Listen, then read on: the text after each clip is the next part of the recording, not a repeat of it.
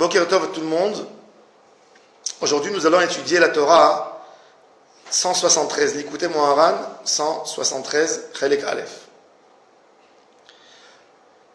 Il y a quelques années, c'était très fréquent la chokhma de la graphologie, c'est-à-dire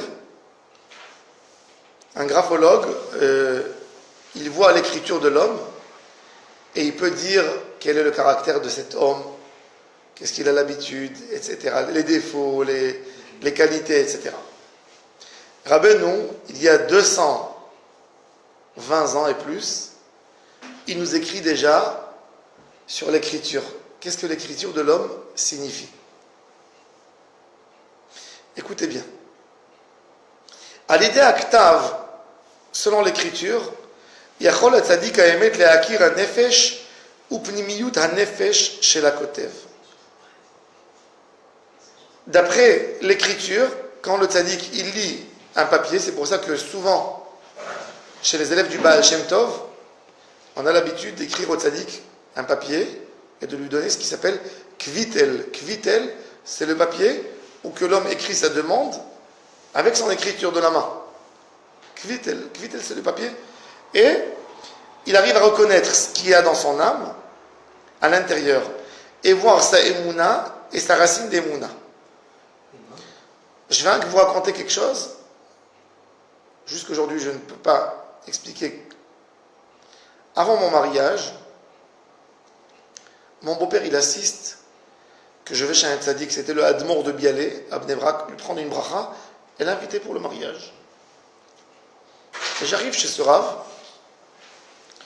et son shamash, il me dit, il faut que tu lui écris une feuille avec ton nom et le nom de ta mère, et que tu précises que tu veux une bracha pour le mariage. Moi, j'ai rigolé dans mon cœur, j'ai dit, c'est quoi ces bêtises d'écrire le nom? Je vais lui parler, il va me poser la question, quel est mon nom? Et c'est tout, qu'il me fasse une bracha. Qu'est-ce que j'ai besoin d'écrire? Bon, mais pour respecter, avec un sourire, j'écris. Et le Rav, il prend la feuille que j'écris, il regarde, il sourit, et après il me dit, tu as écrit Yaakov Betzalel Ben Ruth. Ta maman, elle a encore un an. Il regarde sur la feuille, il me dit, oui, elle a un an. Un deuxième nom que tu n'as pas écrit.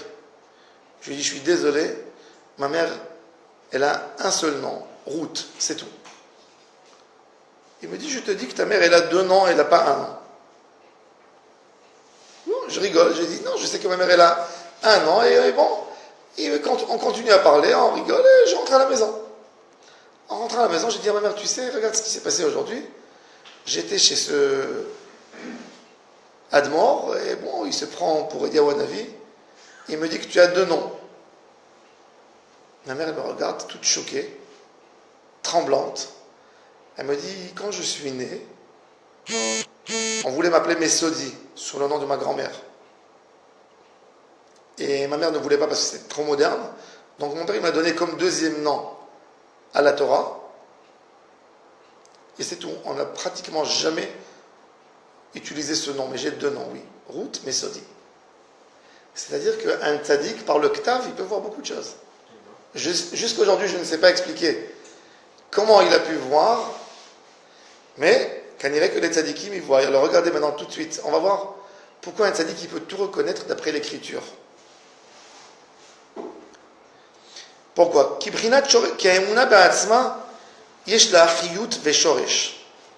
Alors bon, ce qui nous intéresse à nous, c'est pas de savoir la graphologie, oui, c'est de savoir le shoresh de la neshama. L'âme d'un homme.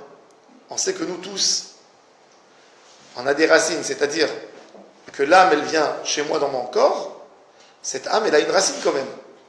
D'ailleurs, dans les étapes de Kedusha, on a 5 étapes. On a la Bechinat Nefesh, Bechinat Ruach, Neshama, Chaya, Yechida.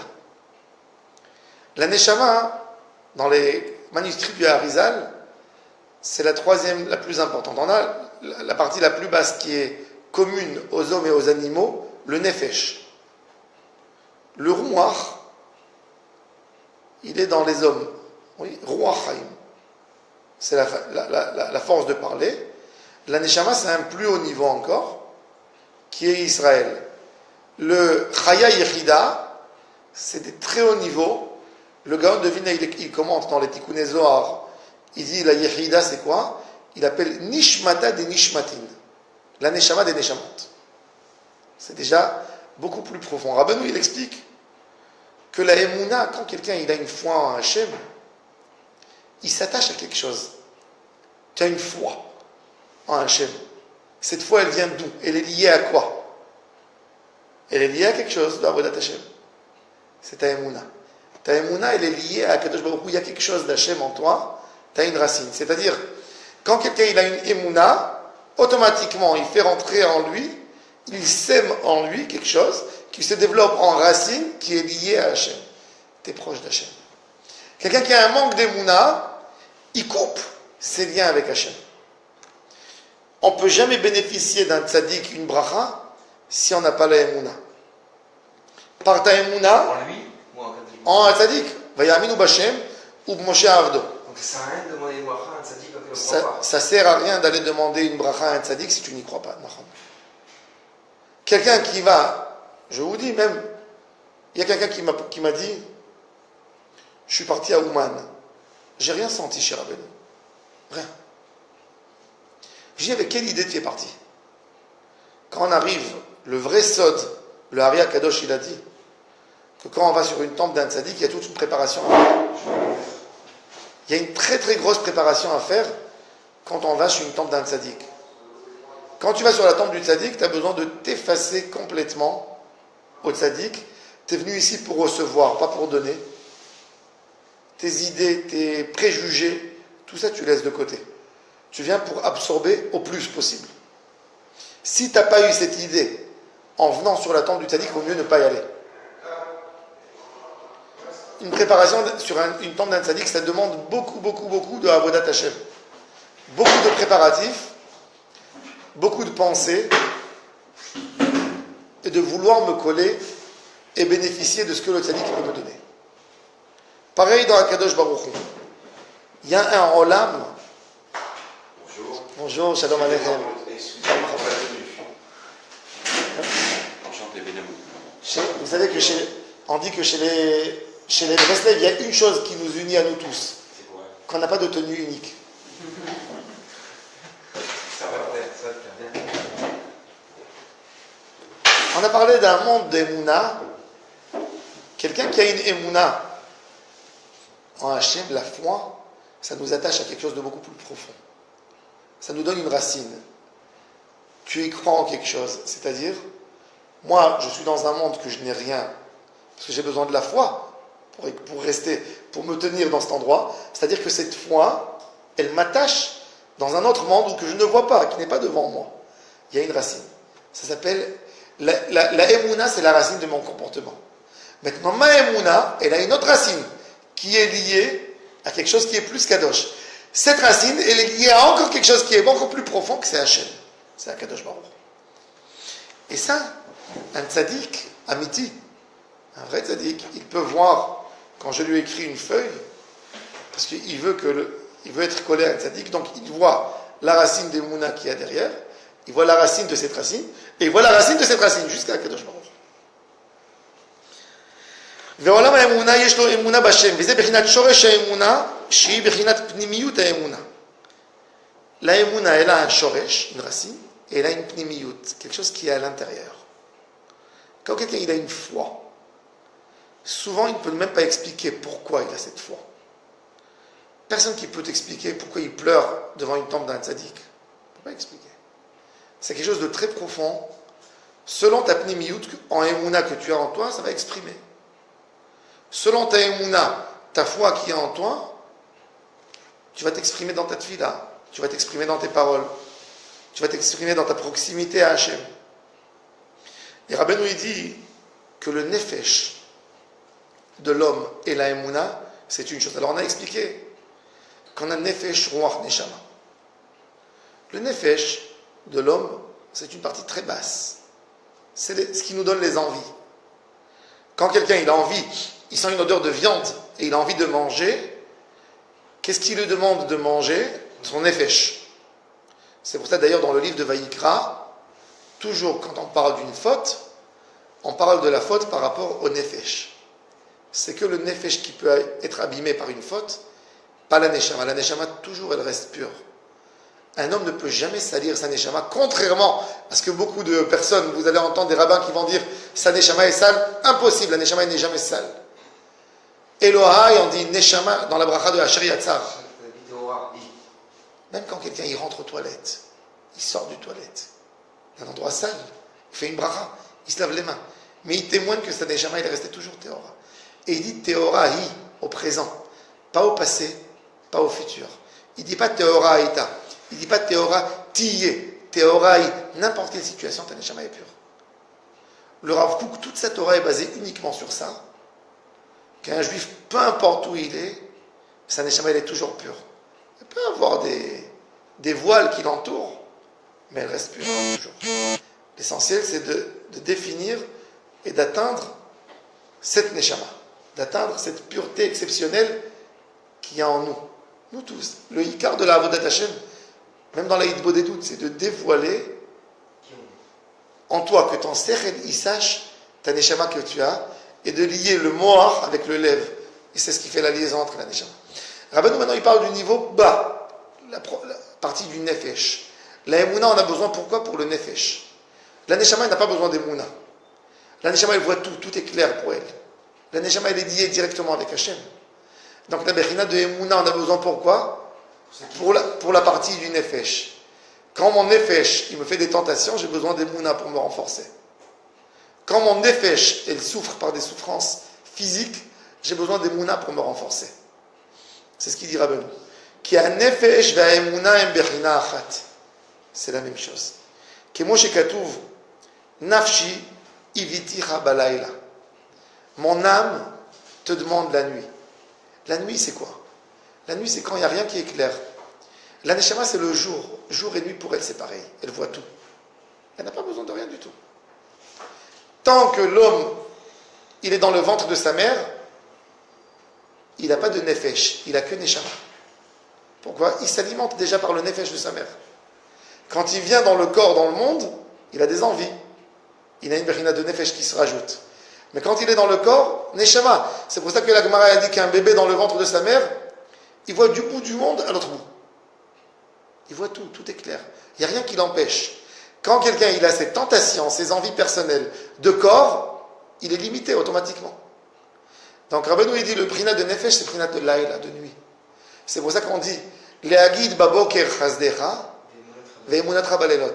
Quand tu as besoin de la emuna, on n'a pas besoin d'emuna quand tout est clair, quand Hachem il est là, il se dévoile. Il n'y a plus besoin d'emuna, je suis là. Emuna c'est une foi. C'est quand je ne vois pas, je me renforce avec la foi. Mais quand je vois tout est clair, je n'ai plus besoin d'emuna. La emuna c'est la nuit.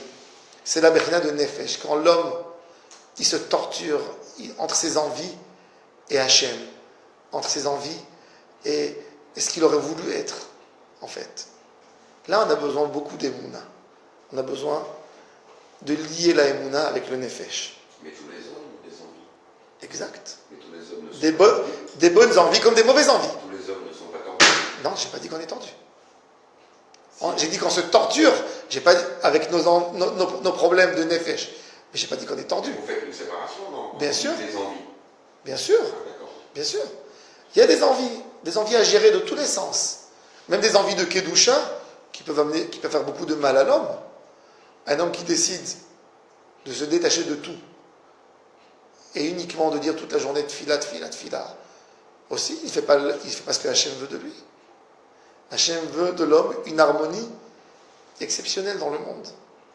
Abraham Avinu, quand il a servi aux invités, il les a reçus, il était assis avec eux pour manger. Il a fait une avodat Hashem. Quand le Kohen il mange l'entrecôte dans le korban au temple, il mange, il prend plaisir et en même temps il sert Hashem. Mais c'est le plus haut niveau d'avodat Hashem, de savoir vivre tout en étant là et ne pas être là, ne pas tomber complètement là-dedans, rentrer là-dedans. Shabbat, c'est un exemple exceptionnel de harmonie de avodat Hashem. Tu manges et tu fais les Shem Shamaim. Il faut savoir jusqu'où tirer le fil, c'est fin. Bon, On retourne à notre sujet. Ukti ve'emunat rabalelot. Donc le tzaddik, il voit exactement les problèmes que l'homme a par rapport à son écriture. Pourquoi? Regardez bien. Akadosh Baruch Hu, quand il nous a donné la Aseret Adibrot, le premier mot que Hachem nous a dit, Anochi. Pourquoi? C'est quoi Anochi? Anochi Hachem Elohecha. Pourquoi Hachem n'a pas dit Ani? En hébreu, tu veux dire moi, tu peux dire Ani, mais tu peux dire Anochi. Le Malbim nous a donné toujours une grande règle. Quand on ajoute encore une lettre dans le mot, dans la racine du mot, ça veut montrer sur une profondeur. Ani, ça dit moi. Anochi, c'est plus encore que moi. C'est à l'intérieur de moi. C'est pour ça que Chachamim, ils ont pris le mot Anochi, et ils ont fait de ça un acronyme de Ana Nafshai Katvit Yavit. Hachem, il a dit, ces 10 commandements que je vous donne, c'est pas simplement des lois que je vous donne. Je vous donne mon intérieur quelque part. Je vous ai dévoilé quelque chose de très profond. Une femme, quand elle se marie avec son mari, un homme, il exprime son amour par rapport à sa femme, toujours en intimité, cachée. Pourquoi? Parce qu'il va lui donner quelque chose de l'intérieur. Les hommes ne sont pas prêts que tu rigoles sur leurs sentiments, parce que tu leur as touché le Kodesh HaKodashim, tu leur as touché l'endroit le plus à l'intérieur qu'il y a en eux.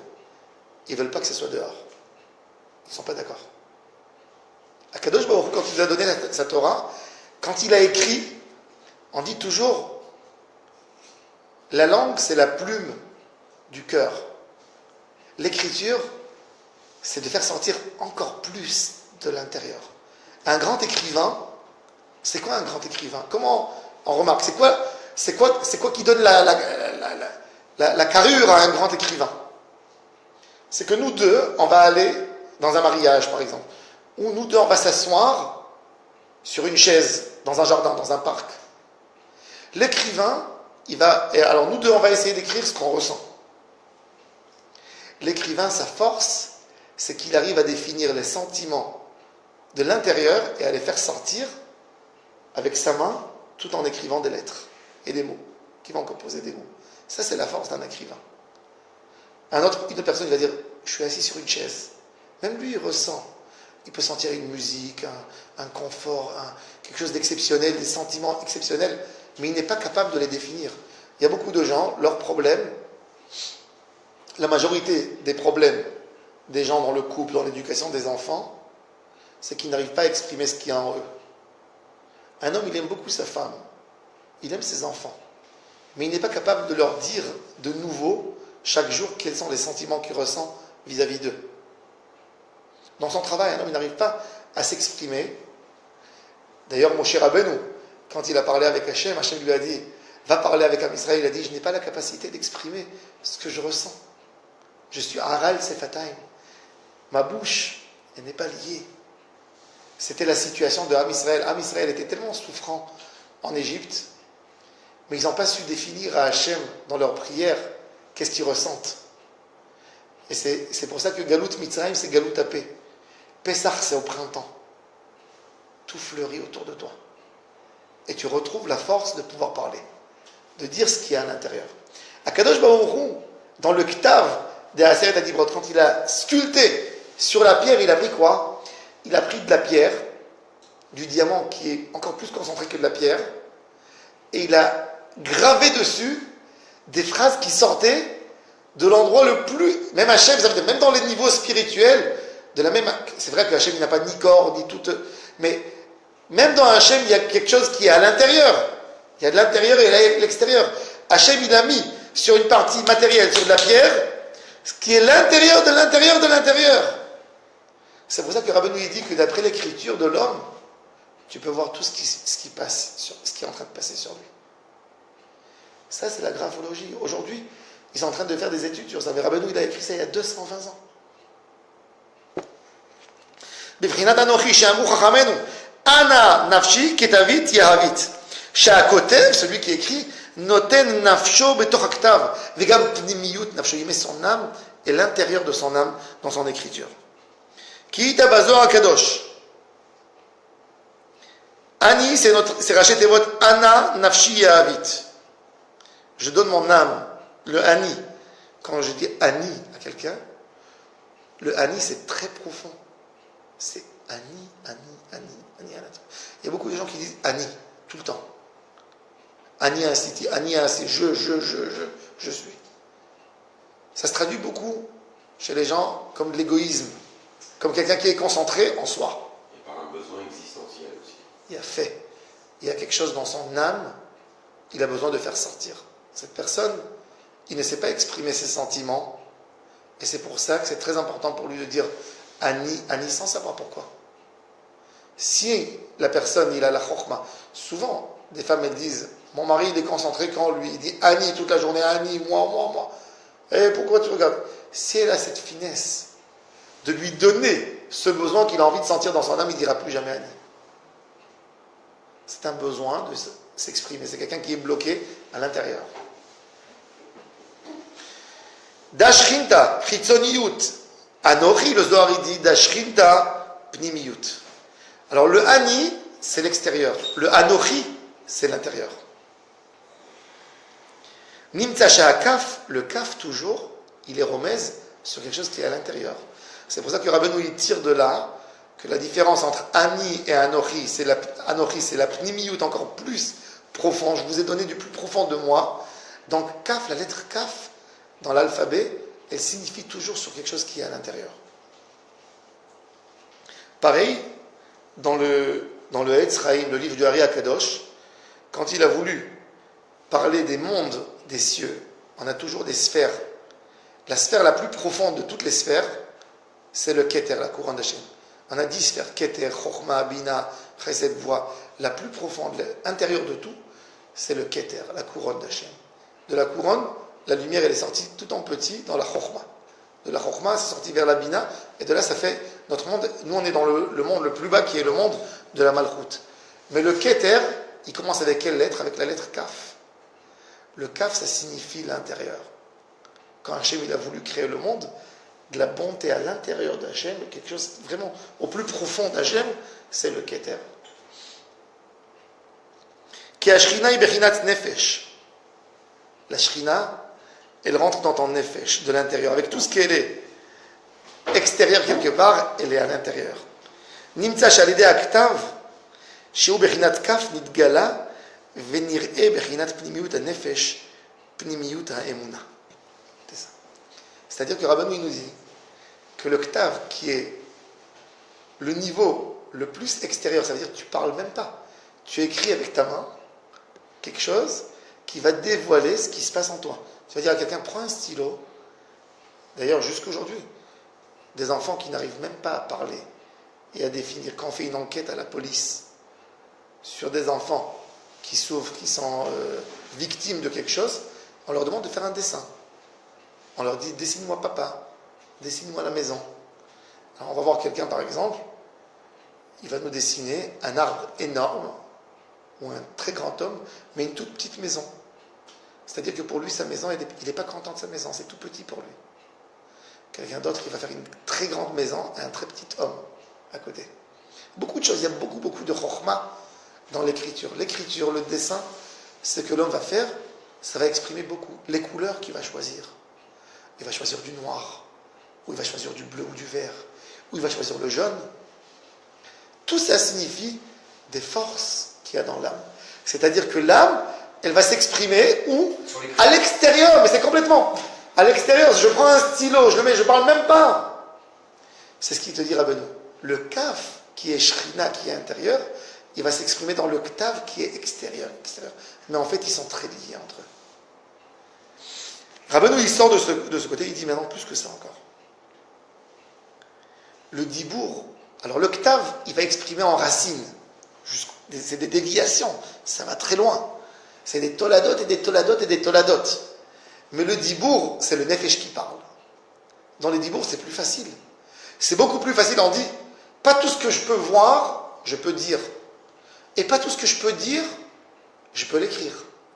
C'est-à-dire que la force du dibour, elle est bien plus forte que la force de l'écriture. Ce qu'on dit maintenant dans le shiur, on est capable de le dire. Mais si on va devoir l'écrire, pas forcément, on pourra l'écrire et le définir de la même manière qu'on exprime avec nos gestes, avec nos paroles, nos yeux, nos émotions. Quand on parle, on lève la voix, tu lèves un ton, tu baisses. C'est pas toujours évident de pouvoir l'écrire. C'est pour ça qu'il y a une très grande chokhma quand on lit un texte écrit. C'est de se mettre dans le nefesh de celui qui a écrit et d'essayer de parler. C'est pour ça que la Gemara a dit qu'une bonne lecture, tu as compris la moitié de ce que tu as dit, sans parler. Hein, qu'en levant le temps dans les endroits où il faut lever, en baissant, en dramatisant, en disant. Je peux dire un mot, mais je peux le dire avec beaucoup de temps et tu pourras comprendre. Je peux dire Abba, papa. Abba, je l'appelle au secours. Abba, viens voir. Vous voyez avec la musique, dans le Hari Akadosh, il a un char qui s'appelle Char Tanta dans Etzraïm. Tanta, ça veut dire Teramim Nekudot, Tagin Otiyot. Les Teramim, c'est ce qu'on lit dans la Torah. On monte en haut, on descend. Raviash, Negerishin, sauf Pasuk, Atnach. Tout ça, ça va nous donner, pour quelqu'un qui va entendre, il va comprendre l'histoire sans lire les commentaires. Et plus que la personne, il a, dans son nefesh, il est riche, il peut exprimer tout en lisant, sans dire un mot. Tu entends quelqu'un qui dit les informations. Il n'a pas besoin de beaucoup de mots pour s'exprimer.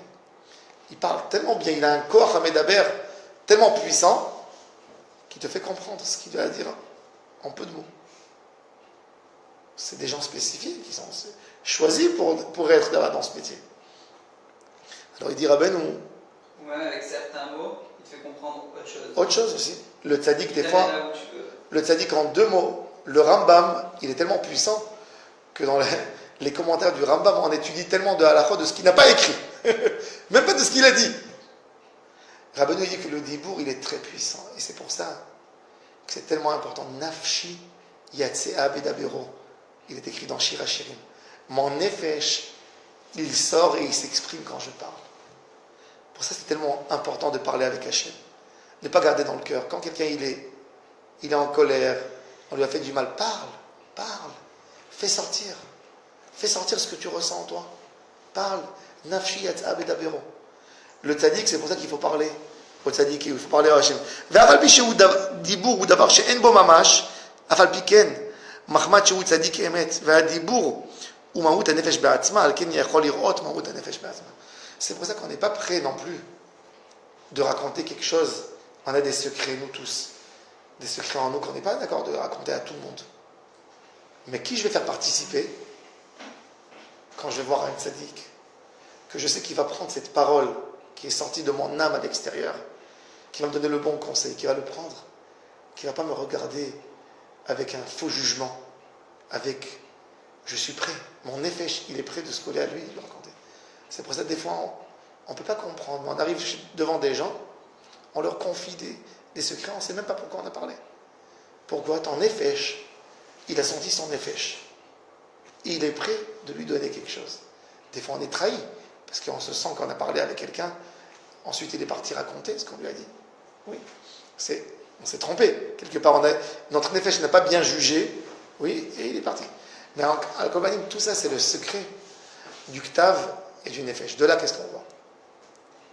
Que quand on a envie de parler avec Hachem, des fois, c'est important peut-être de s'asseoir et d'écrire. Quand quelqu'un il est en colère, il ne sait même pas pourquoi. C'est bien d'écrire. Même pour le Shlom Bayit, souvent. Ça existe d'être en colère sans savoir pourquoi? Oui. Il y a beaucoup de gens qui sont... Regarde. Des fois on se lève, moi des fois je me lève, je suis angoissé, je ne sais même pas. Le hum, c'est pas pareil. C'est pas pareil. Le hum, c'est le hum. Mais ça m'amène à la colère. Parce que j'aime pas être colère. On n'est pas nerveux d'envie. Il y a des gens, c'est-à-dire, il y a des gens qui ont un passé. Un passé dans la vie, c'est gravé sur ton cœur. Exactement. Alors il y a fait, et le problème, c'est que souvent, on les ferme dans une caisse et on les garde. D'accord? Mais chaque fois, quand on voit quelque chose qui nous rappelle quelque chose, ça nous fait sauter tout. Et tout remonte. C'est-à-dire toute la journée. Ok, mais on n'a pas. Toute la journée. Non, c'est pareil que toute la journée. Si. Ça dépend de chacun.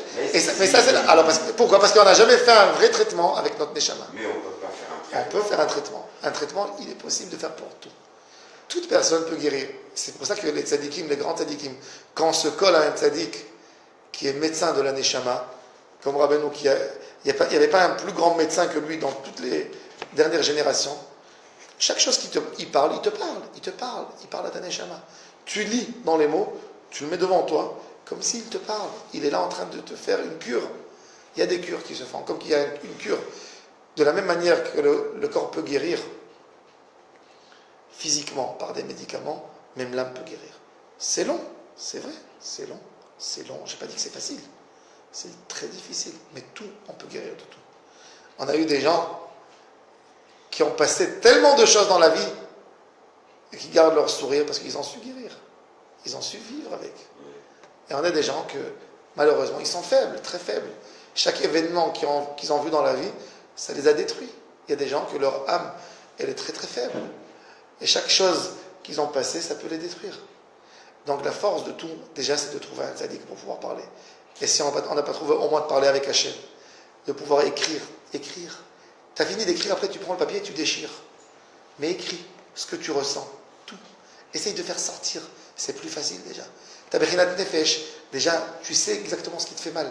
Des fois, quelqu'un, il sait qu'il a mal, mais il ne sait pas définir exactement ce qu'il a mal. Quand tu ne définis pas, tu ne parles pas, tu as très mal de tous les sens. Partout. C'est pour ça que Shlomo Amelech, il a dit, le psychologue, c'est quoi le psychologue? Quand tu vas chez le psychologue, tu parles. Non, si, tu parles. Mais tu sais pourquoi? Quand tu as parlé déjà, tu as défini ton problème. Quand tu n'as pas parlé, tu ne sais pas. C'est tellement puissant, tu as mal. Tu fais sortir une pimioute et ça lui donne un cadre de parole. Au moins, ça lui donne un cadre. Mais non, mais il ne sert à rien le psychologue. Non, il est là pour t'aider. C'est toi qui te guéris. C'est toi qui te guéris quand tu parles. Voilà. C'est Mais toi. lui, il ne sert à rien. Lui, Non, si, il est là pour t'aider. Il veut 400 shekels, il veut te voir, oui, mais il va C'est tout. Mais il a des formules. Il a des formules à t'aider à faire sentir. C'est vous, c'est ce que vous allez lui dire qui va vous guérir. Voilà. Sheye Yom Tov lekulam ve'atzlacha.